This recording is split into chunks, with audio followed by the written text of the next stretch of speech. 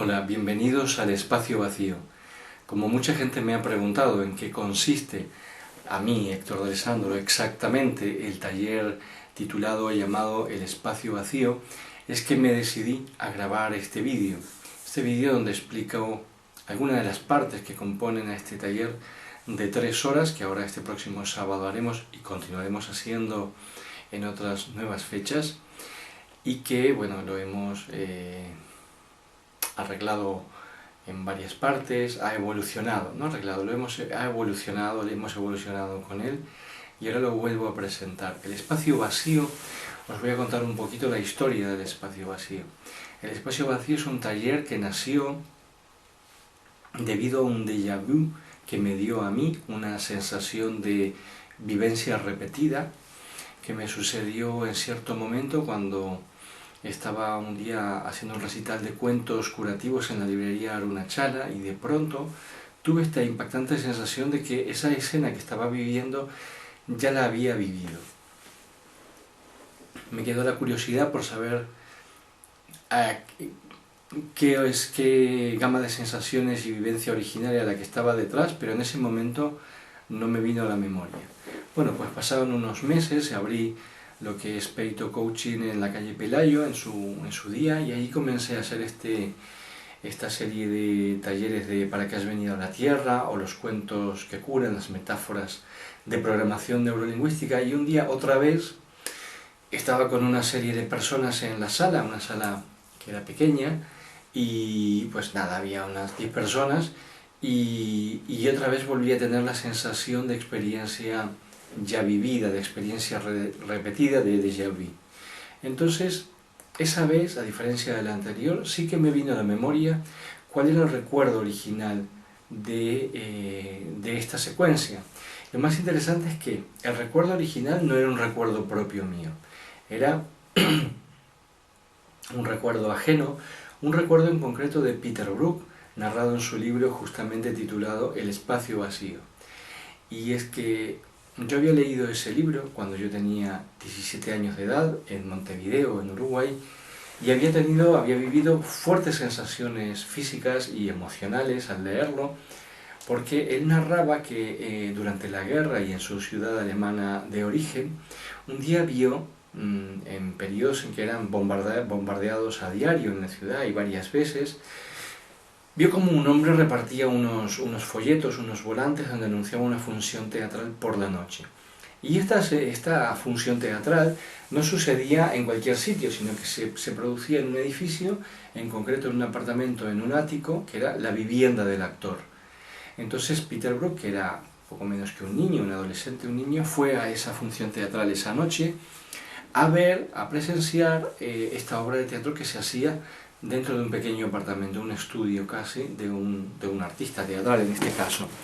Y cuenta que aquel estudio era muy pequeño, cabía poca gente, y era un estudio en donde el actor ponía en el centro de la habitación su propia cama y escondía debajo de la cama todos sus utensilios personales, sus libros, etc. Y actuaba encima de su propia cama.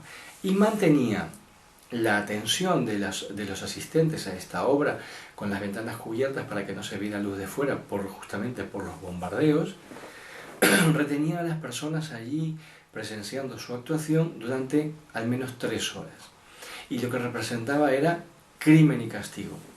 Bien, más allá de la importancia de esa obra concreta y la manera en concreta en que ese actor la transmitía para su público y los hacía vivenciar y emocionarse con aquella obra, lo importante que narra allí Peter Brook es que él en ese momento, y al ver a aquel hombre actuar, decidió de alguna manera que él mismo se dedicaría a hacer teatro y que de alguna manera él intentaría llevar adelante un proyecto en el cual transmitir al público esa sensación de vida inmediata o de inmediatez de la vivencia que transmitía aquel actor en su piso, en su apartamentito, en un ático de una ciudad alemana bombardeada durante la guerra.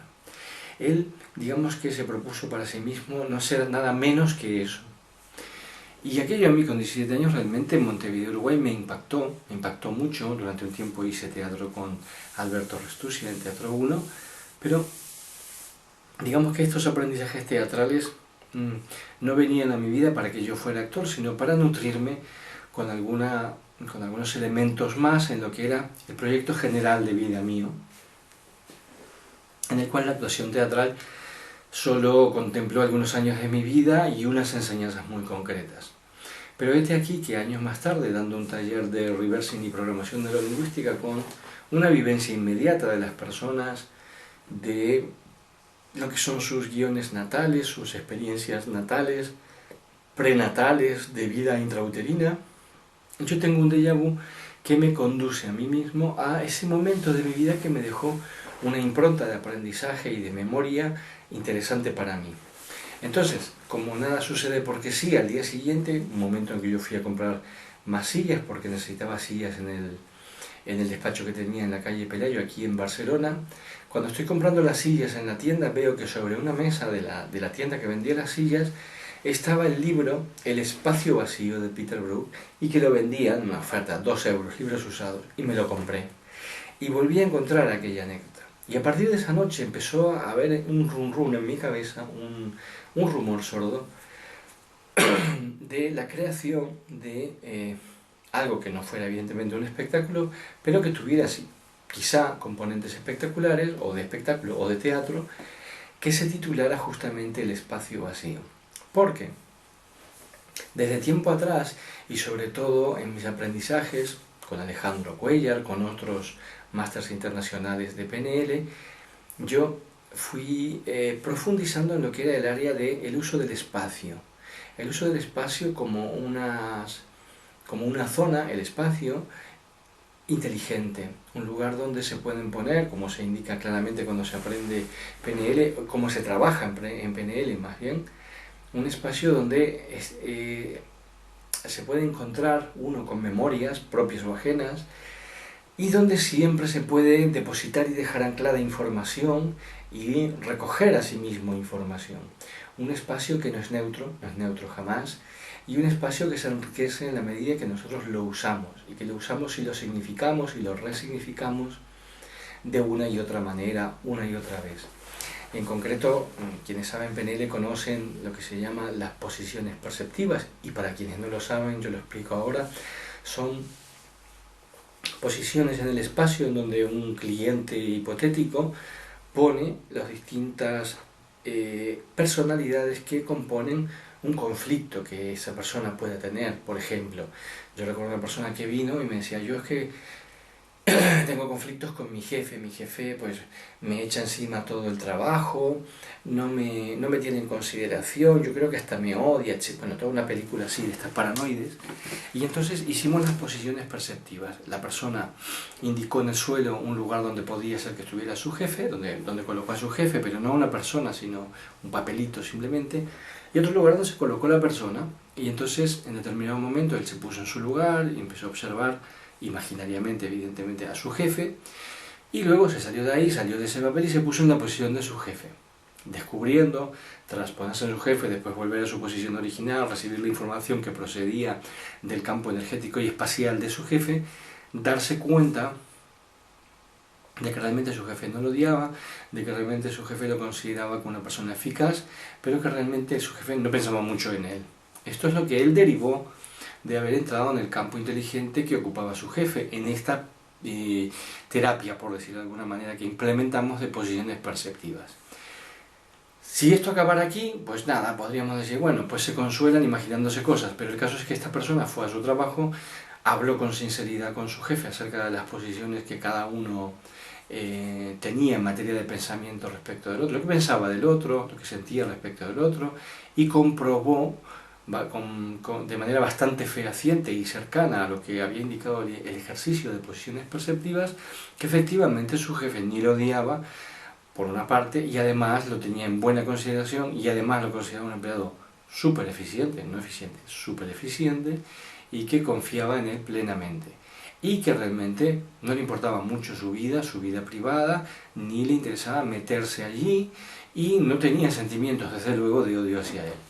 Esto es cómo funcionan las posiciones perceptivas, y un poco es la dinámica que creó Hellinger con un título muy berniano por Eric Berner, inventor de la terapia transaccional, es lo que sirve de base a las constelaciones familiares. El hecho de tratar el espacio como un espacio que es inteligente, que contiene informaciones, que trasladándonos en él podemos descodificar, canalizar, recibir, u otros verbos que ahora mismo no se me ocurren a mí, información que está presente en el espacio simplemente porque antes de comenzar dotamos al espacio de esa inteligencia propia y decidimos que allí se va a manifestar la información que sea interesante para resolver determinada situación. Esto es más o menos las posiciones perceptivas y a grandes rasgos también, a muy grandes rasgos, las constelaciones que tienen además, con independencia de la PNL, y Hellinger es un ex practicante, o mejor dicho, un practicante profundo de la PNL, por eso llegó hasta las constelaciones, tras observar los movimientos inteligentes y perceptivos de las personas dentro de unos sistemas espaciales.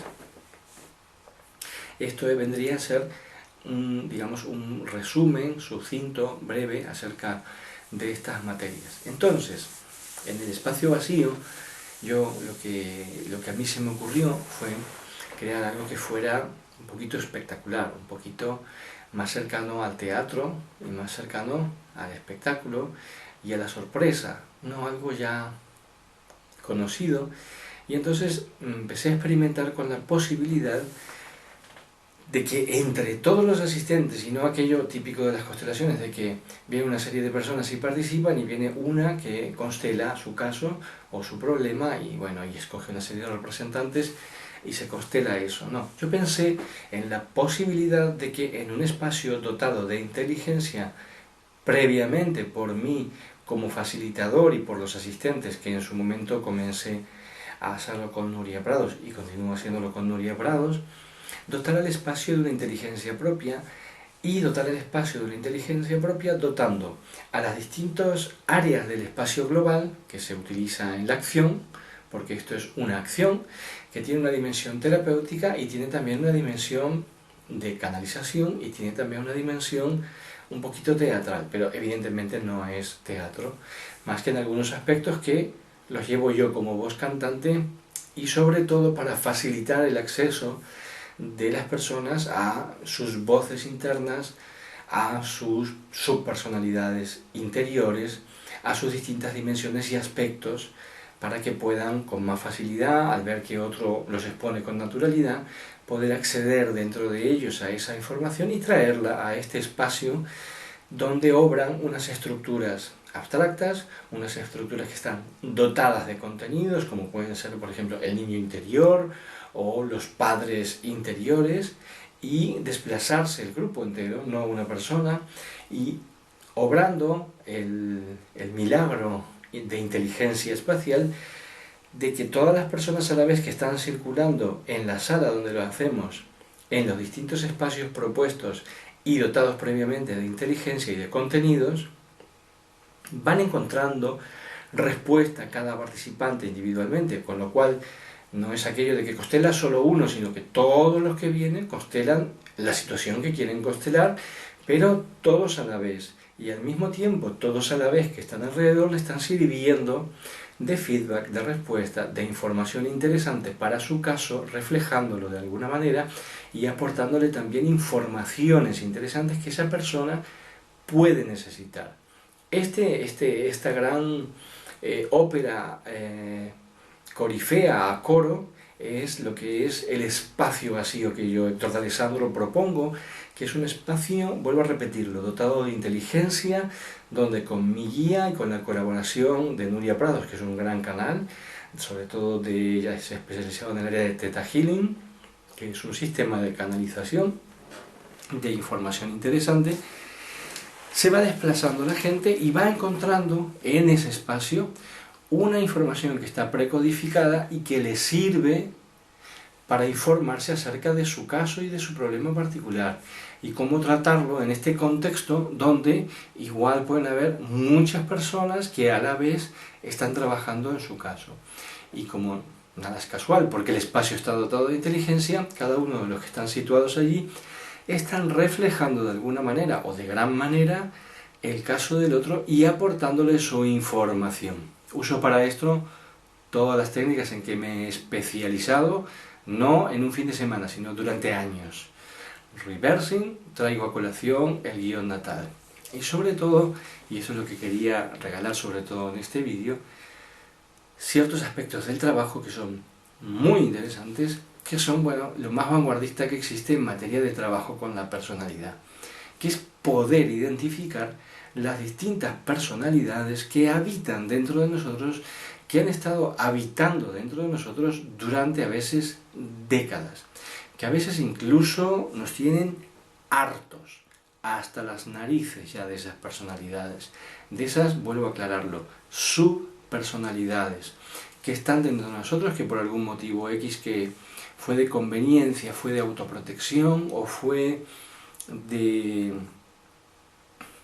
sobrevivencia, si bien digo, de sobrevivencia humana, las hemos configurado, las hemos creado y se han puesto en marcha. Y a partir de determinado momento en que se han puesto en marcha esas subpersonalidades, pues ya nunca más se han apagado. O sea, les hemos dado al on y han continuado en el on indefinidamente y de algún modo siguen actuando solas, con independencia de nosotros mismos y toman, y esto es lo más grave hasta cierto punto, toman decisiones en lugar de nosotros y nosotros pensamos que somos libres y tomamos decisiones por nosotros mismos. En esta ocasión se me ha ocurrido llevar esto mucho más allá y hacer intervenir de alguna manera que el sábado mismo, en la próxima acción de este taller del espacio vacío, del espacio inteligente vacío, donde sanas con los contenidos inteligentes de que está dotado el espacio, se me ha ocurrido llevar las subpersonalidades desde las más densas y materiales de la personalidad egoica, de la personalidad configurada en la vida, hasta las personalidades más refinadas, más espirituales, más elevadas del despliegue temporal, del pliegue del tiempo o de la apertura temporal, como se le conoce, de la más alta velocidad. Esto es lo que propongo, ir desde lo más denso hasta lo más refinado y encontrar respuestas en cada uno de todos estos niveles. Para que tengáis un ejemplo, yo siempre en los talleres, quizá en este lo haga también, pero si no lo hago en este, ya lo tenéis en este vídeo, soy osado, voy más allá y os presento dimensiones para que os veáis reflejados, dimensiones a veces exageradas para que el colapso perceptivo se produzca de manera más rápida y más intensa, pero más o menos vengo a decir que yo, por ejemplo, en mi caso concreto, durante muchos años, fui una persona que sin darme cuenta me había identificado plenamente con una de mis personalidades profesionales. Yo, muy jovencito, a los 17, 18 años, ya estaba empezando a escribir y ya estaba ganando concursos literarios y entonces como que esa personalidad de escritor como que se desplegó por entero en todo mi ser, en todo mi cuerpo. Y se fue, digamos, sedimentando masivamente. Claro, esto es lo que hacemos todos. Digamos, en una determinada edad se cierran pues, las corazas musculares y a partir de determinado momento decimos, bueno, pues yo soy así. Y yo, que supuestamente era todo lo contrario a eso, sin embargo estaba cumpliendo como todo buen hijo de vecino, como todo ser humano, con el mismo programa que dice que a esa edad más o menos se cierra una serie de corazas y tú crees, aunque creas que no, que tú tienes una personalidad definida ya para siempre jamás, hecha y derecha, es esa y no otra. Lo interesante es que yo creía que yo era todo lo contrario. Es más, yo había leído en una revista que era, creo que era, sí, era la revista Playboy, un artículo de Alan Watts, artículo que gracias a Dios luego volvió a encontrar en un libro concreto de él, editado por Kairos, un artículo que se llama algo así como El futuro del éxtasis interior de los seres humanos. En ese artículo Alan Watts dice una frase que estableció, digo yo, el proyecto de mi vida, el plan general de mi vida. Él dice: el ego no es más que una tensión neuromuscular crónica. Claro, yo leí esto con 17 años y dije, wow, el ego no es más que una tensión neuromuscular crónica. Evidentemente, mi inteligencia de ese momento me permitió suponer y afirmar, y la vida se ha encargado de demostrármelo, de que si el ego es una tensión muscular crónica, neuromuscular crónica, esa tal tensión se puede aligerar, se puede destensionar, se puede suavizar, se puede limitar a mínimos y se puede finalmente cambiar. Cambiar de tal manera que tú a cierta altura digas, no puedo creer que yo antes era de tal manera. Esto me ha pasado a mí. Cambiar de tal manera que a partir de cierto momento hay algunos días en que estás muy relajado, muy relajado, muy relajado, disfrutando internamente de lo bien que estás llevando tu vida y los logros que vas obteniendo y lo feliz que eres con las personas que quieres, y de pronto sientes, y vibra todo mi cuerpo al recordar estos momentos, que continuamente todo tu ser se está renovando y tú ya no eres el que eras. Pero ya no el que eras hace un año, no, el que eras hace una hora. Esta aligeración de esa tensión es posible. En el taller ya os explicaré cuáles son los métodos más adecuados y haremos un chequeo, testaremos una serie de técnicas y habrá momentos cumbres que hay en los talleres en que se podrá saborear esto. Dentro de esto hay un trabajo interesante que yo realizo, que me gusta hacerlo, y es ir chequeando las personalidades que uno ha tenido. De hecho, si vas a venir al taller, te invito a que cojas ya papel y lápiz o papel y bolígrafo y empieces a anotar. Como yo he dicho antes, mi primera personalidad realmente de adulto fue esta que yo digo de una personalidad profesional, ¿no? De escritor. Entonces, evidentemente, no es una personalidad profesional parecida a otras personalidades profesionales. Yo estudié sociología y estaba en Montevideo, esta facultad, instituto estaba dentro de la misma facultad de Derecho. Entonces yo veía a los estudiantes de Derecho, sobre todo a los chicos, que ya iban perfilados de determinada manera con independencia de la clase social a la que pertenecieran, si fueran más ricos o menos ricos. Los que optaban por determinado modelo o autoimagen del abogado iban rígidos, las cervicales ya se empezaban a tensar a corta edad, a los 20, 21, 22, 23 años, estaban continuamente estirando los puños de las camisas y cuando se giraban totalmente rectos, lo cual ya me estaba informando de cierta dureza que se estaba instalando en la columna vertebral.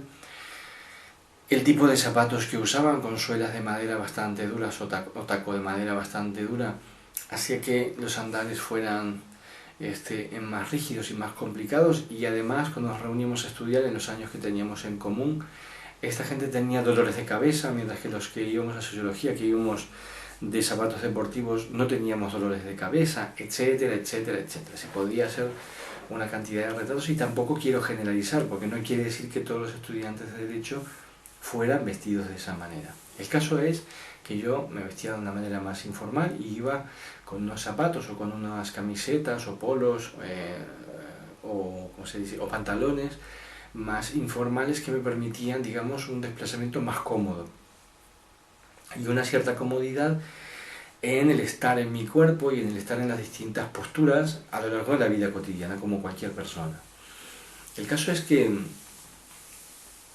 a pesar de esta comodidad aparente que yo tenía en mayor cantidad respecto de otros si me comparaba con otros, sin embargo también se estaban instalando tensiones en mí, como en todas las personas, que si no vas trabajando, esas tensiones se van acumulando y se van sumando o van acompañando más bien a determinados moldes de pensamiento. El caso es que, porque había escogido ese tipo de profesión, pues no tenía que ir con un traje ni con una corbata, ni ir de algún determinado modo que fuera excesivamente formal, pero también era muy formal con respecto a cuál era mi actitud corporal general, porque empecé a adoptar, y sobre todo a raíz de la lectura de los libros que más me gustaban, una actitud general ante la vida, una pose general ante la vida, una manera de estar en el mundo, de estar de pie, de estar sentado y de estar acostado en el mundo.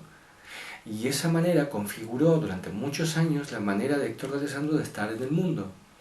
Y eso que yo venía de una experiencia vital que me hacía sentir y pensar que yo no tenía un yo definido, que yo no tenía una personalidad definida, y que además no necesitaba una personalidad excesivamente definida. Es más, tenía un juicio negativo respecto de las personas que tenían una personalidad excesivamente definida, como por ejemplo, me acuerdo que en cierta ocasión yo tenía, no sé, 22 años y me encontré con otro chico que había ido conmigo al colegio y él pues tenía una novia y creo que se acababan de casar o se iban a casar, y entonces él me dijo: ¿y tú qué? ¿Y tú te piensas casar o qué? Porque en la vida hay que sentar cabeza. Y él me hablaba de una manera que yo quizás sentía un poco agresiva, como si él me estuviera adoctrinando en algo en el que a mí me fuera la vida. Esa aparente rigidez excesiva de él y esa aparente necesidad de adoctrinar a otros en lo que él creía, en realidad es común. Y en realidad, aunque yo lo mirara y sonriera pensando igual, pensando yo: vaya estúpido este hombre, ¿qué me está contando? Aunque yo pensara de esa otra manera, de alguna manera yo también con mi actitud general estaba intentando enviar un mensaje a él, no adoctrinarlo, o quizás sí, pero sí enviando un mensaje a él sobre informarle cuál era mi estilo de vida y quizá informarle de que no era el de él, ¿vale? La diferencia es que yo no lo decía de palabra, no le pegaba un discurso acerca del mejor estilo de vida posible, sino que de alguna manera yo ya sabía que en el mercado existen muchas morales, existen muchos modelos de vida, existen muchos modelos de religión, existen muchos modelos de comportamiento en las distintas áreas, como estudiante, como profesional, como ser sexual, como ser espiritual, etc. Sin embargo, y vuelvo a insistir en esto, aunque yo pensara que yo estaba exento, libre de todo esto, no lo estaba. Porque tengo músculos, porque tengo células y porque tengo una psique y porque tengo, si quiero llamarla así y creo en ello, un alma, una conexión con lo espiritual muy concreta y particular, o una configuración espiritual concreta y particular, si me atengo a aquello que dice: somos seres espirituales viviendo una experiencia material, y yo creo en esto, con independencia de que quiera o no imponerlo a otros. Yo no quiero imponerlo a otros, pero yo creo en esto. En no todos los periodos de mi vida, en algunos periodos no creía en esto para nada y estaba en contra de esto y discutía con las personas que me decían esto, que para mí eran estupideces, también hay que decirlo. Entonces, cuando yo adopto la modalidad de comportamiento de escritor, hay toda una serie de variables en el contexto que me inducen a tener una actitud, una pose, una manera de estar, etc. De hecho, me recuerdo chicos estupendos que también se dedicaban a escribir. Bueno, tengo grandes amigos. Leonardo Martínez Mato es uno, a quien le mando un saludo ahora desde aquí, un gran abrazo. Es una gran persona, una enorme persona con un corazón de oro. Él también escribía y él pues también tenía pues una actitud general física, una manera, un look, una manera de vestirse, etc. Y como él, muchos otros. Entonces, la clave aquí, en lo que tiene que ver con este taller, es que yo adopté una serie de poses.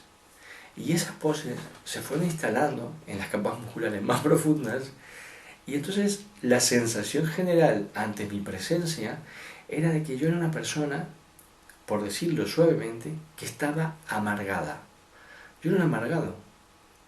Yo era un profesional de la amargura. No tengo ningún problema en decirlo. Y durante muchos años la amargura, esta amargura que yo desarrollé de cara al exterior y de cara al interior, fue muy convincente. Tan convincente que caigo en la trampa de decir que durante muchos años fui un amargado. Cuando esto, en términos humanos, es absolutamente imposible, porque nadie puede estar las 24 horas del día durante muchas décadas en la misma actitud. ¿Me explico?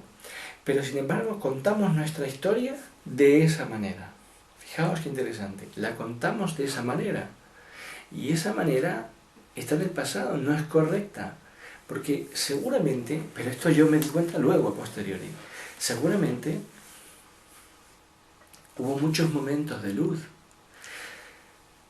Hubo, y sé que hubo, no es que seguramente hubo, yo sé que hubo y yo recuerdo esos momentos, hubo muchos momentos de luz, hubo momentos de intenso amor, hubo momentos de intensa pasión, hubo momentos de grandísimo enamoramiento, hubo momentos de gran alegría, momentos de saltar por el aire y golpear los pies en el aire y chasquear los dedos.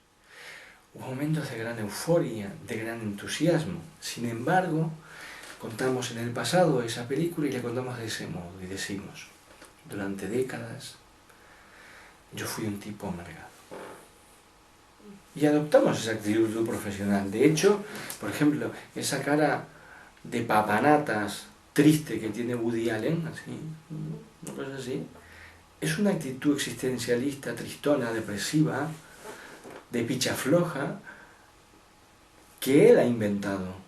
Y seguramente él se ha inficcionado, se ha bañado en esto y ha quedado totalmente permeado por la versión que vendió en determinado momento al mundo del sí mismo que decidió presentar. Pero eso no es Woody Allen. Y eso ni siquiera fue Woody Allen. Porque, vuelvo a repetirlo, es imposible estar las 24 horas del día, toda una vida, en la misma actitud o pose y en el mismo estado interno. Si tenemos la sensación de que esa es nuestra vida, es que estamos atrapados. Y aquí voy a hacer un inciso en el cual no voy a entrar, porque no tiene que ver con el taller, el espacio vacío, donde todo esto se trabaja. Y se trabaja así, con dureza y ternura y profundidad. Con una profundidad que abarca la dureza, la claridad, puede parecer dureza, y la ternura. Donde yo cuento estas cosas y te invito a ti a que las compartas también. Y no tienes que compartirlas, porque yo y todos los participantes ya vamos viendo cómo te vas alterando, cómo se va alterando tu respiración a medida que yo voy hablando, y vas emitiendo señales como diciendo, que dicen, o que vienen a decir, uff, yo también pasé por ahí. No quiere decir que todo el mundo haya tenido esta experiencia. Si yo exploro un poco más en esta experiencia mía, también puedo verme que durante muchos periodos de mi vida, pero no nunca, jamás las 24 horas, yo pasé en un estado hip, en un estado flipado, en un estado de alucinado, entusiasmado conmigo mismo, contento conmigo mismo, alegre conmigo mismo y autoproponiéndome continuamente, en aquel pasado, continuamente labores cada vez más interesantes, súper creativas. Este es el demonio, es el infierno de los creadores. Por eso hay tantos creadores que crean y un día se matan, porque ya no es que no pueden crear más, porque se han dado contra todas las paredes de la tensión interna y la autoexigencia es tan grande, que bueno, pues saltan por la carretera con el coche. Esos estados de euforia total, de los cuales uno no baja nunca, como le pasa a algunos deportistas que luego de décadas practicando deportes, pues toman cocaína porque, claro, no pueden volver a alcanzar ese estado. Son los excesos internos por romper estas corazas musculares de las cuales quería hablar y de las cuales solo quiero hacer ahora un inciso. Luego en el taller las mencionamos, de alguna manera se tocan, pero no soy yo quien toco esta área en este taller. Este taller estoy centrado en otras dimensiones del ser humano, y hay otros métodos más físicos para entrar allí, de los cuales en el taller os hablo, os explico y os recomiendo qué hacer. Pero volviendo al tema del que hablaba, sí que fui un amargado, sí que dejé que ese tono de amargura y de tristeza general y de depresión coloreara buena parte de mi vida. Pero si me fijo bien, también había un punto de desprecio, de cinismo, de regocijarse como una especie de elitismo del dolor. ¿Y cuántas veces no vino alguien a decirme una frase con la cual pretendía abrir la cerradura de la amistad y logró abrirla muchas veces?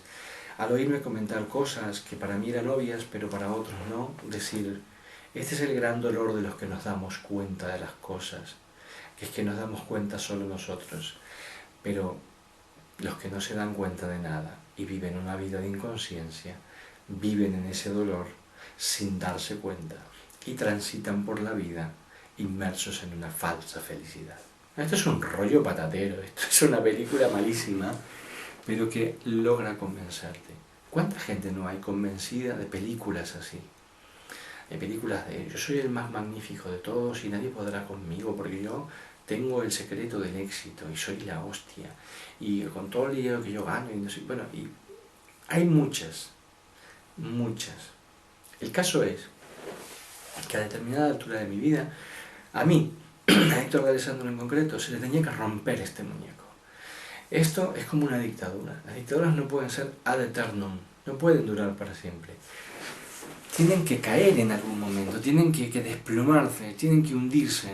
Y se hundió la dictadura de ese ego que se había configurado, que en determinado momento yo dije, vale, yo escogí un camino diferente, pero vine a hacer lo mismo, estructuralmente hablando, es lo mismo. Aunque tengo unos contenidos súper bonitos lo que yo he hecho. Ay, sí, soy una maravilla, soy un creador, soy un escritor, soy patatín y patatán. Pero estructuralmente es lo mismo y está tan rígido como lo otro. Entonces, yo, como soy además muy osado, aunque cuando estaba muy amargado no me daba cuenta, decidí romperlo todo y volar más allá de mí mismo. Y empecé viajes de autoconocimiento, viajes muy interesantes. Hubo un cierto momento en mi vida que podía parafrasear perfectamente a Dante, porque en ese momento tenía más o menos la misma edad que él, en que realmente entré en el bosque oscuro de mi vida. Y este bosque oscuro a mí se me presentó de una manera muy concreta. Yo no estaba enamorado de ninguna Beatriz, pero sí estaba enamorado de mi autosuperación como escritor. Y había llegado a un punto en el cual pensaba que ya no podía superarme más.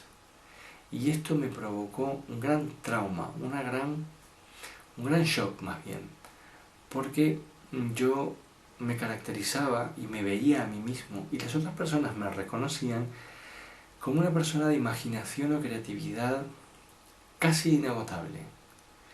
Y entonces que el inagotable, en la soledad de su despacho frente al ordenador, se viera a sí mismo como alguien que no puede continuar, no era muy bonito, no era muy bonito para mí. Entonces fue que decidí empezar a buscar por otros lados. Hubo momentos que fue un poco inconsciente todo esto, hubo momentos en que simplemente pasaba días deprimido y no entendía de dónde estaba viniendo la depresión, de cuál era su origen o cuál era su detonante. En realidad todo la detonaba.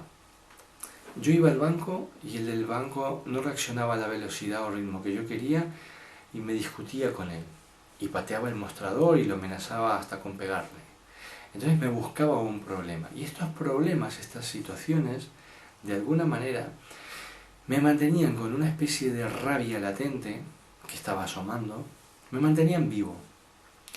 Yo iba a una cabina de Telefónica, espero que no me hagan nada por confesar esto en un vídeo, y ponía una moneda de 500 pesetas, por ejemplo, y el aparato me la tragaba porque alguien había bloqueado la cabina con un escuradents, con un escarbadientes o algo, y yo agarraba a patadas la cabina hasta que la cabina soltaba mi moneda y todas las monedas que estuvieran ahí. Pero pateaba la cabina con un exceso de fuerza y de furia que a mí me llegó a pasar de que personas pasaban por la puerta de la cabina y me decían, hombre, y entonces yo me asomaba y simplemente miraba a esas personas. Pero alcanzaba con mirarlas para que esas personas dijeran, no, no, no, nada, nada, nada, y se largaban como diciendo, no te metas con este que te parte la cara. Buena parte de mi vida empezó a ser así. Yo empecé a salir de la amargura y empecé a entrar en una zona de ira, de furia, descomunal, que además históricamente parece que estaba amparada por todos los ángeles de la furia, porque estaba muy de moda la película y películas que despertaban este instinto interno, como aquella de Douglas, aquella película Un día de furia. Para mí esta película era una biblia para mí. Para mí es que era lógico que alguien un día se cabreara y se cargara media ciudad porque él estaba cabreado. Vaya a saber por qué, ¿no? Era algo trascendente que venía quizá de generaciones anteriores. Pero yo encontraba estos desahogos lógicos. El caso es que por muy lógicos que los encontrara en momentos de furia, evidentemente, la razón y cierto sentido de la sobrevivencia personal y cierto sentido de la sensatez me condujeron pues a hacer trabajos terapéuticos y empecé por el reversing. Me acuerdo que empecé con el reversing, empecé a liberar y a respirar en agua fría y en agua caliente y a soltar todos mis demonios, a soltar toda mi furia atávica procedente de la vida intrauterina, del parto, quizá de vidas pasadas. No me importa si las personas creen o no creen en las vidas pasadas. Yo, si me es útil, creo en ellas. Y si no me es útil, me da igual. El caso es que empecé a soltar todas estas emociones y di paso en mi vida a empezar a sentir algo que estaba acumulado dentro de mí, que era un dolor antiguo. Era un dolor que yo, con el aparato mnemotécnico y nervioso que todos los humanos tenemos, asociaba a figuras conocidas. Papá, mamá, el otro. Pero que en realidad se pueden asociar a cualquier figura conocida que haya poblado nuestro pasado. Con el tiempo te das cuenta que quizá tienen algo que ver con ellos, pero en realidad tienen que ver con tu sistema de sobrevivencia interna y en cómo has transitado por ese mundo de experiencia. Más allá de eso, el caso es que vas liberando, ¿cómo lo diríamos? Vas liberando capas y llega un día en que dices, bueno, estoy bastante más calmado que antes. Pues bien, a pesar de la calma, a pesar del trabajo interno, a pesar de un cierto viajar hacia un estado de positividad general en la vida, de opción por el bienestar en la vida, etc., sabes que algo sigue allí dentro, al menos eso es lo que me pasó a mí, ¿no? Y ese algo que sigue ahí dentro sigue mascullando y sigue mordiendo. Entonces fue cuando yo decidí dar un salto al vacío. Entonces me acuerdo que en reversing se habla de escribir afirmaciones. Y a mí las afirmaciones me habían servido para cambiar mi creencia más negativa. Esto sí que fue el gol del siglo para mí. Y muchas creencias negativas que yo tenía las cambié de esta manera con afirmaciones. Pero había cosas que no cambiaban. Y había cosas que por mucho que yo quisiera, había temores, atávicos en mí y no se movían. Entonces fue que un día me di cuenta que todos mis temores estaban polarizados, estaban centrados, estaban concentrados, como atraídos por un imán, por eso digo polarizados, en torno a la idea aún persistente de una identidad mía personal de escritor. Además, no cualquier escritor, no, un escritor que tenía que triunfar. Imagínate, esto es un rollo, esto es terrible. Estás atado a una personalidad y además esa personalidad tiene que alcanzar determinados requisitos. Entonces, claro, sí que los vas a alcanzar, porque todo se puede alcanzar en la vida con trabajo y con un método y con la constancia de seguir, evidentemente. Y luego vienen años y viene sabiduría que te hace conocer tus límites, saber hasta dónde llegas y saber a qué puedes aspirar en cada etapa y cómo hacer para poder aspirar a más. Esto yo lo conocía, esto sabía, que todo es trabajo. Pero en los momentos de bajón, como suelen decir, en los momentos de bajón no pierdan nada. Los momentos de bajón son los momentos de bajón. Son los momentos que la gente que opta por suicidarse pues se ha suicidado. Yo no llegaba hasta ese punto, pero sí que tenía esos momentos de bajón, de desaliento, digámoslo así. Entonces en esos momentos de bajón un día me di cuenta que todo mi cuerpo temblaba en torno, como cuando alguien tiene miedo de tener una enfermedad, en torno a... ¿Y si como escritor no logro determinadas cosas? ¿Y si como escritor no sé qué? Y entonces radical, como yo era y como de alguna manera sigo siendo, por eso hago este tipo de talleres y este tipo de trabajos, yo decidí dejar de escribir afirmaciones y empezar a escribir negaciones. ¿Por qué? Por un motivo muy sencillo. Tal como me enseñó el reversing y tal como me enseñó la programación neurolingüística, básicamente todos estamos orientados hacia el dolor. Y tarda mucho tiempo en reprogramarte para que estés orientado en todas las áreas de tu vida hacia el placer. Es raro ver una persona totalmente orientada hacia el placer, que a todas las propuestas de éxito que le hacen en la vida y de placer dice sí, y es el primero en lanzarse. Es trabajo esto. Y hay gente que tiene pues, muchos dones naturales y una experiencia vital muy agradable que le hace impulsarse de ese modo. Pero todos, el que más, el que menos, hemos mamado en la leche materna alguna que otra opción por el dolor. Por eso hay tanta gente que le preguntas, ¿y tú qué quieres? Y nunca saben responderte qué quieren en términos positivos, sino que te dicen, yo ya no sufrir. Claro, yo ya no sufrir es lo que quiere todo el mundo, porque están orientados al dolor, porque entonces no están orientados hacia algo que se puede realizar activa, proactivamente y positivamente, como por ejemplo, yo quiero la felicidad. Esto es una opción de placer. Una opción de dolor es todos aquellos que te responden orientados hacia lo que no quieren, esos están en el dolor. Pero ¿cuál es la clave aquí? La clave es el lenguaje del inconsciente. Yo pensé, bueno, pues si el lenguaje del inconsciente dice, o los códigos sobre el lenguaje del inconsciente dicen, que si yo no quiero algo, es lo que voy a obtener, porque el inconsciente siempre me va a dar aquello que no quiero si yo lo niego. Si yo digo, yo no quiero tal cosa, el inconsciente me la va a dar, pues entonces yo lo que haré es negar que yo sea escritor. Y empecé a escribir afirmaciones negativas que decían, yo, Héctor, no soy escritor. Y a observar mientras lo iba escribiendo y respirando, yo escribía, yo, Héctor, no soy escritor. Respiraba. ¿Veis que hoy yo digo esto y no me altero? Y puedo decir lo contrario, puedo decir, yo soy escritor y sigo igual. Entonces yo en aquel momento escribía, yo no soy escritor, y respiraba. Y dejaba que acudieran a mí las respuestas automáticas que mi inconsciente tenía preparadas para mí. Uy, qué horror, qué miedo, ¿cómo? No, toda mi vida está depositada en esto. Pum, pum, pum, pum. Lo escribía ahí, lo dejaba ahí, para que no anduviera pululando ese pensamiento en mi vida de manera inconsciente. Y volví a escribir. Yo, Héctor, no soy escritor. Siento calor en la cara. Entonces escribía, siento calor en la cara.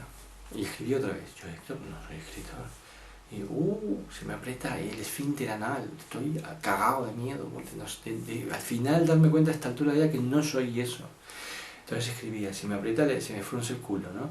Se me aprieta el esfínter anal, yo hasta la altura de mi vida tengo miedo de no ser. Y lo iba dejando escrito en papel para que no siguiera estorbándome en la mente, algo que aprendí con el doctor Lair Ribeiro en el año 97 y que fue espectacular para mí. Él decía, todo lo que dejas, Héctor, en el papel se queda.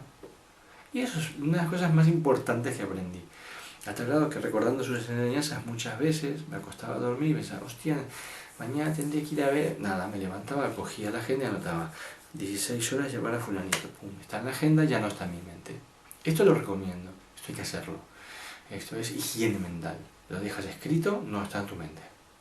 Por eso cuando tomas apuntes en clase después tienes que estudiar, porque no aprendes nada, porque lo dejas todo escrito en papel. Parece paradójico, pero es real. Haciendo PNL aprendes estas cosas. Entonces, resulta que yo dejé en el papel todos los pensamientos negativos que yo tenía en torno a toda la paranoia y los miedos, los terrores, los pánicos, etcétera, que se formaban en mí en torno a la idea de no ser aquello que yo decía ser. De este modo, en nada, tampoco me tiré años, o sea, fue menos de un mes. En un mes yo había liquidado mi personalidad de escritor.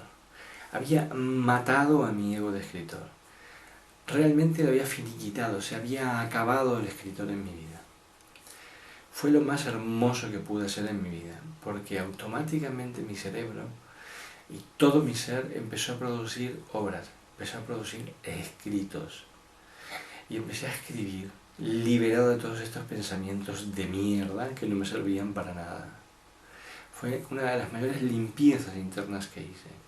Y empecé a escribir muchos de los cuentos que años después se publicaron todos juntos en distintas antologías. La profecía Tlón o El cucaracho. Y me anoté en una academia y aprendí pues métodos clásicos de corrección y de estilo y de cosas de estas, más bien técnicas, ¿no? Enseñanza más que aprendizaje dinámico. Y entonces resulta que a raíz de este éxito que tengo conmigo mismo, y a raíz de que estudiaba PNL y que estudiaba reversing y de que había hecho esto y que ya tenía clientes con los cuales iba trabajando y a los cuales les enseñaba a despertar su creatividad y a escribir con respiración reversing para despejar la mente, y afirmaciones y escritos diversos de diversas técnicas para liberar el cerebro de elementos nocivos que nos sirven y dejarnos en el papel para estar libre y lanzado a nuevas maneras de hacer, fue que de pronto me encontré que llevaba un tiempo desarrollando una nueva faceta de mi personalidad, el coach. Me había convertido sin querer o queriendo en un coach. Yo sé que hay una polémica en torno a esta palabra en castellano o no sé qué, me importa un comino. Me convertí en un coach, en un entrenador.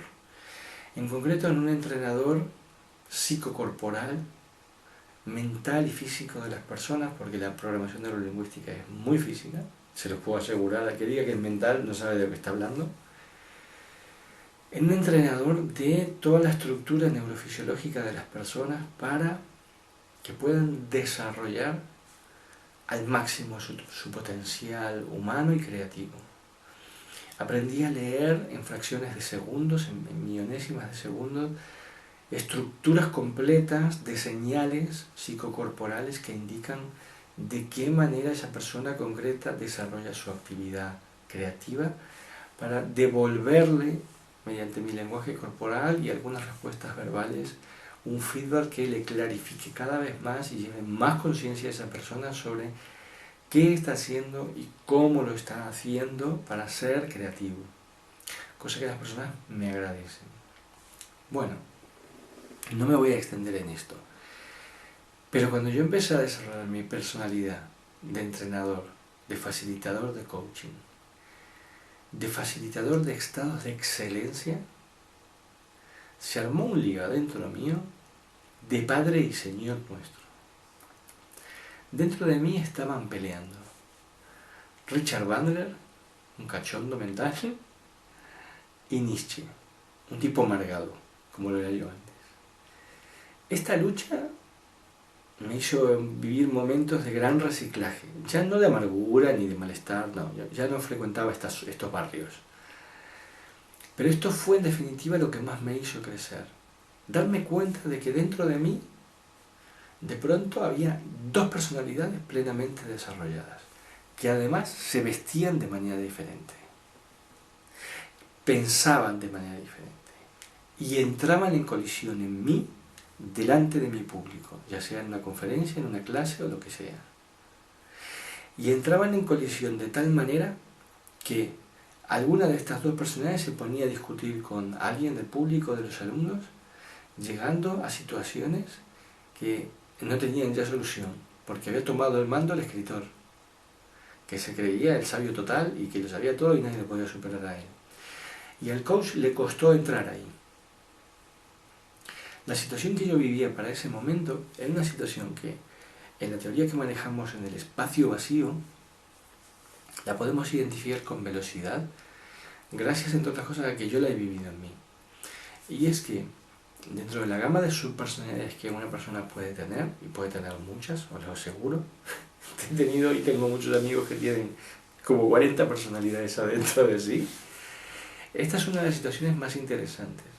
Uno puede tener muchas subpersonalidades, porque uno puede ser esposa fiel o infiel, puede ser excelente profesional o profesional desastrosa, empleado público al mismo tiempo, padre, ejemplar o no ejemplar, da igual, puede ser profesor, puede ser muchas cosas. Y en cada una de esas áreas de la vida pues va desarrollando una subpersonalidad. Pero generalmente tiene una, que es la personalidad rectora. El coach, por ejemplo, ¿no? En mi caso, podría ser. Hay veces que hay dos. Y yo durante un tiempo tuve esas dos. Y las sigo teniendo, ojo. Pero en ese momento las tenía en conflicto. Y estaban allí luchando. Pum, pum, pum, pum. Esto quizás te pasa a ti. Y hasta que no vengas al taller del espacio vacío, no lo vas a ver. Verlo ejercicios de memorización, de mnemotecnia, de feedback con los compañeros, hasta que no lo veas y lo sientas en el cuerpo y sientas sobre todo la pose personal que tiene una subpersonalidad y la pose personal que tiene otra, y cómo una surge y se desarrolla estas últimas consecuencias en una situación social, y la otra, la personalidad, intenta frenarla, pero de esta lucha surge quizá una tercera árbitro de esta situación. Es apasionante, es de una rica plasticidad verlo, y sus resultados son espectaculares en el sentido de que modifican realmente tu relación contigo mismo. Puedes verte realmente en un espacio vacío donde ves a los distintos actores que ya no son los otros, que son los distintos dentro de ti. En mi lucha, porque sé que ahora lo querréis saber, no ganó nadie. Todos ganamos. No ganó nadie en el sentido de que alguien pierda. Ganaron todos. Ganó el coach. Y durante un tiempo mi personalidad de escritor me intentó convencer de que esa parte había perdido. Pero esa parte no había perdido. Esa parte se había enriquecido. Este es un trabajo personal que yo hice de armonización de dos personalidades para llevarlas a la excelencia. Una área donde solo desearás estar.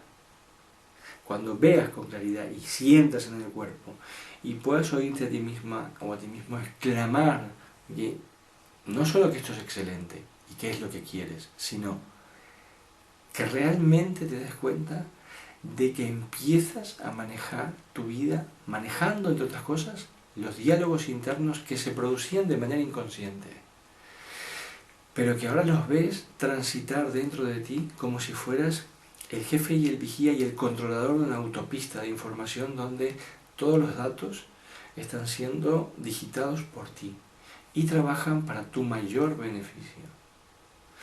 Un beneficio que es, en todos los casos, la excelencia personal. Esto que he contado de esta manera tan ilustrativa, tan de alguna manera persuasiva, en el sentido de entrar, he entrado poco, en el taller llego a entrar más en las distintas personalidades y las muestro con intensidad, para que las sientas, para que sientas cómo la piel se te pone de gallina cuando yo digo, porque la persona es monstruosa, y que tú vibres y digas, uff, y entonces vayas tú a esas que tú tenías y las actives y las traigas aquí para verte en perspectiva y verte en actualidad, para llevarte ¿dónde? A la excelencia, para que optes por qué, por la excelencia, en todos los casos. Me he extendido a propósito para crear comprensión, para que se entienda qué es lo que hacemos en ese taller y por qué ese taller puede ser interesante para ti. Porque en ese taller vas a discernir, sintiéndolo en el cuerpo, identificando además las frases concretas de cada una de esas partes de ti que pueden estar en lucha o pueden estar en armonía en ti, y los sentimientos correspondientes. Y esto es solo una parte de ese taller inteligente que se desarrolla en el espacio. Realmente una constelación colectiva donde todos ganamos. Te invito entonces a participar en esta excelencia, en la excelencia del taller del espacio vacío que facilito yo, basado fundamentalmente en mi experiencia. Héctor Alessandro, muchas gracias. Te espero de todo corazón y te puedo asegurar que te agradecerás a ti mismo o te agradecerás a ti misma el haber hecho esa opción que tú ya dentro de ti ya la sientes nacer como un impulso vivo hacia eso, hacia la excelencia. Muchas, muchas gracias.